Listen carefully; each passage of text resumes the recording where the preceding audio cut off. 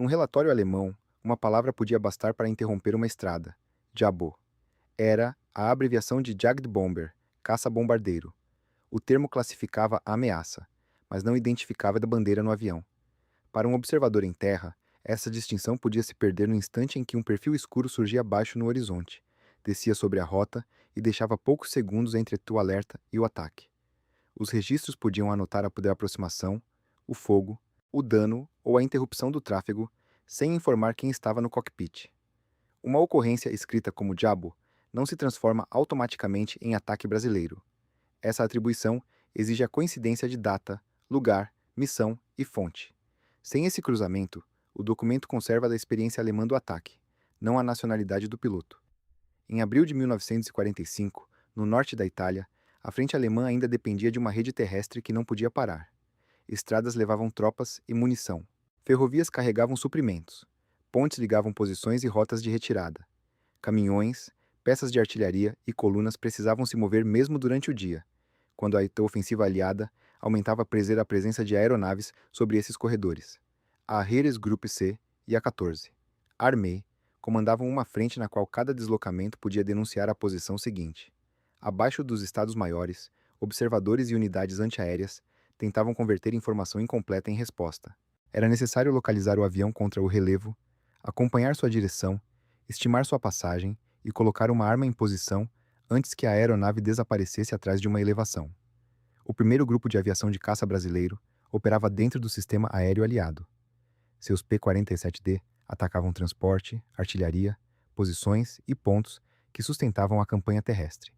A marca Senta a Pua identificava tal unidade para seus integrantes e aliados. Vista de uma posição alemã, porém, a aeronave podia chegar primeiro como ruído, silhueta e fogo. No papel, tudo isso cabia em 4 letras. O historiador parte de uma unidade, um modelo de avião, uma data e uma relação de missões. O observador alemão dispunha de uma direção de ataque, um intervalo curto e o efeito sobre a estrada. Depois da passagem, podia restar um veículo imóvel, tráfego retido e a anotação diabo na folha de situação. O P-47 Thunderbolt reunia características úteis para o ataque ao solo. Era pesado, robusto, veloz e capaz de levar bombas, além de empregar suas metralhadoras contra alvos terrestres. Isso não o tornava invulnerável. Dava ao piloto potência para entrar na área, atacar e tentar sair antes que a defesa organizasse uma solução de tiro eficaz. Integrado ao sistema norte-americano e aliado, o primeiro Gavica recebeu treinamento, planejamento e missões dentro da campanha italiana. Seus aviões não procuravam apenas outros caças. Atacavam transporte, posições, estradas, ferrovias e artilharia para reduzir a liberdade de movimento alemã. Cada caminhão obrigado a parar e cada rota temporariamente bloqueada aumentavam o trabalho necessário para manter a frente abastecida. No ataque, o piloto escolhia um eixo de aproximação, descia para controlar melhor a visada, empregava bombas ou metralhadoras e recuperava na aeronave. A baixa altitude aproximava os olhos do alvo e encurtava a trajetória do armamento. Também reduzia a margem para corrigir um erro, evitar o terreno e escapar do fogo que subia das posições alemãs. A defesa precisava cumprir outra sequência. Um observador detectava a ameaça, mantinha o avião à vista e transmitia o alerta. A guarnição apontava a arma, estimava a trajetória e disparava contra um alvo que mudava de distância e ângulo a cada segundo. Possuir canhões e procedimentos não resolvia o problema se o primeiro aviso chegasse durante o mergulho. No chão, camuflagem escondia veículos parados. Dispersão diminuía a concentração de alvos. Movimento retirava uma coluna do ponto onde havia sido observada. Cada medida cobrava um preço.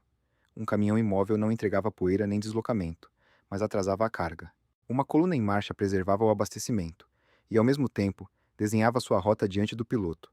Ataques sucessivos podiam alterar o uso de uma estrada, mesmo quando ela permanecia fisicamente aberta.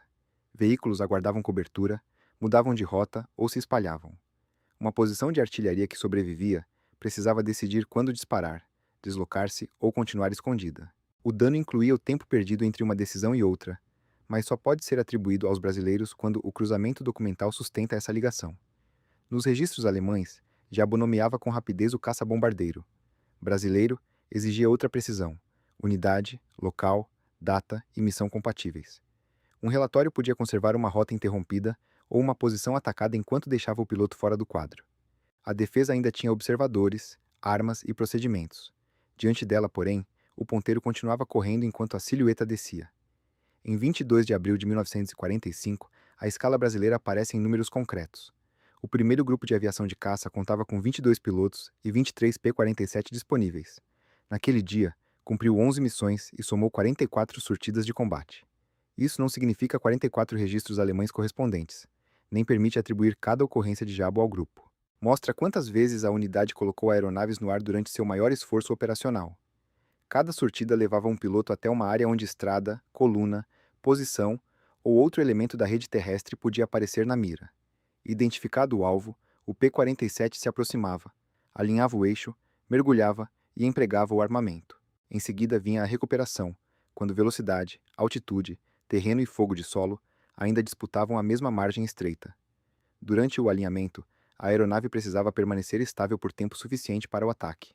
No mergulho, a distância diminuía rapidamente. Bombas ou rajadas saíam quando o piloto já estava perto da área defendida.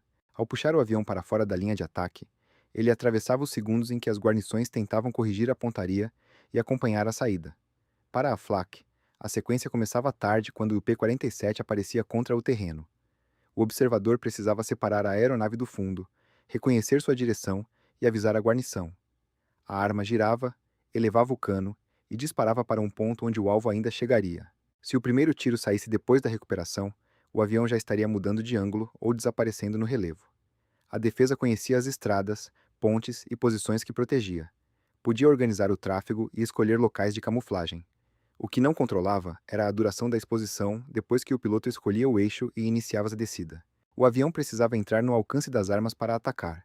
A Flak precisava completar sua resposta antes que ele cruzasse aquela janela. O disparo também criava outro risco. Uma bateria que abria fogo podia denunciar sua posição para uma passagem posterior. Ainda assim, permanecer em silêncio deixava o alvo terrestre sem resposta imediata. Não há base para converter essa situação em porcentagem de acertos, nem para atribuir um P-47 atingido a uma bateria específica sem relatório de Flak, ficha de perda ou testemunho identificado. A documentação disponível sustenta a mecânica do risco, não um placar fabricado. Um diário ou relatório podia registrar alerta, aproximação, fogo, dano e interrupção usando apenas Jabo. Para o Estado-Maior que tentava manter uma estrada aberta, a função da aeronave era informação suficiente para agir. A nacionalidade podia permanecer ausente mesmo quando a passagem e seus efeitos apareciam no documento. A ligação com o primeiro Gavika exige uma segunda camada de prova. Data, local, natureza da missão e fonte de atribuição precisam coincidir. Se o fólio registra apenas Jabos, ele deve continuar dizendo Jabos. O silêncio não autoriza completar a linha com uma nacionalidade provável, nem transformar uma reconstrução do mergulho em testemunho alemão. As 11 missões e 44 sortidas de 22 de abril medem a concentração do esforço brasileiro. Do lado alemão, os papéis podiam conservar apenas ocorrências dispersas, uma rota suspensa, veículos retidos, uma posição sob ataque. Entre os dois conjuntos documentais está o limite da atribuição. Na última passagem, o observador ainda procurava o avião. Na estrada, a coluna já estava parada.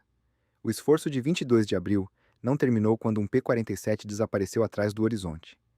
Com 22 pilotos, 23 aeronaves disponíveis, 11 missões e 44 sortidas, uma unidade pequena precisou repetir o ciclo. Cada retorno trazia o avião de volta à pista, e cada nova decolagem reabria a exposição ao terreno, ao fogo e ao erro. Uma sortida começava antes do mergulho. A aeronave precisava estar disponível, abastecida, armada e inspecionada. Mecânicos e equipes de solo devolviam a máquina à condição de voo sem aparecer na contagem das missões. O piloto encerrava uma passagem ao pousar. A operação só prosseguia quando combustível, armamento, manutenção e pessoal tornavam possível a saída seguinte. A rede alemã também continuava em movimento. Estradas, pontes, colunas, artilharia e linhas de retirada não podiam desaparecer para escapar dos ataques. Camuflagem e dispersão reduziam a concentração visível. Interrupções temporárias tiravam veículos da rota. Mas a retirada e o abastecimento voltavam a exigir movimento, e o movimento diurno recolocava homens e máquinas sob observação. A repetição desgastava os dois sistemas. O piloto entrava outra vez numa área cuja defesa podia ter observado a passagem anterior. A Flak reconstruía o alerta e a solução de tiro para um alvo que surgia de novo em outro eixo. O comando aliado mantinha a pressão para impedir que o transporte alemão recuperasse previsibilidade. Em cada lado, A próxima ação dependia de pessoas e equipamentos ainda capazes de continuar.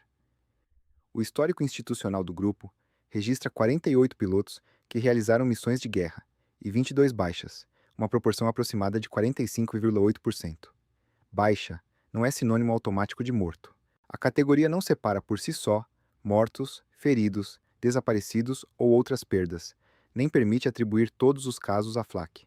Para determinar a causa e a situação de cada homem, seria necessária a documentação individual correspondente. O número continua grave sem ser ampliado. Ele mostra o custo acumulado entre os pilotos de combate, não uma taxa de mortalidade, nem o resultado de um único dia. Fogo de solo, combate, navegação, mau tempo, colisões e acidentes operacionais faziam parte do conjunto de riscos, mas cada ocorrência exige sua própria fonte. A estatística institucional mede quantos pilotos entraram na categoria de baixa. Não substitui os registros de cada caso. O P-47 não era um recurso que o comando pudesse simplesmente guardar enquanto a ofensiva avançava. Sua função era pressionar transporte, munição, artilharia e veículos. Suspender os ataques preservaria aeronaves no curto prazo, mas devolveria liberdade a rotas que a interdição tentava fechar. Continuar mantinha essa pressão e colocava outra tripulação diante da defesa terrestre. Para os alemães, alertar, esconder, dispersar e disparar eram formas de conservar a rede.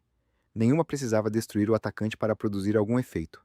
Atrasar uma passagem ou reduzir o dano já podia manter uma posição ativa. Contudo, a obrigação de repetir essas medidas acompanhava cada deslocamento diurno. Um novo alerta chegava. Os veículos deixavam a estrada e uma guarnição voltava os canos para o horizonte.